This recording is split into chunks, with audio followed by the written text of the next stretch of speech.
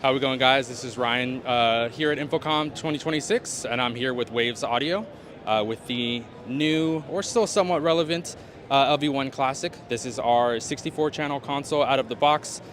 Some great features with it. It is stereo channel routing, which means that with 64 channels, you are getting 64 channels of either mono or stereo, or any combination of the two. It has an available update of 80 channels if you did decide to update, which takes you up to 52 stereo buses as well. The greatest thing about this, it is a software-driven console, which means it is powered by our plugins. It's compatible with 160 plus of our plugins, and they can be loaded in on any channel, regardless of how many times you use them, not only on the inputs, but also on the outputs.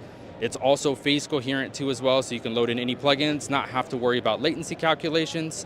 And you're perfectly fine as far as phasing on your outputs as well.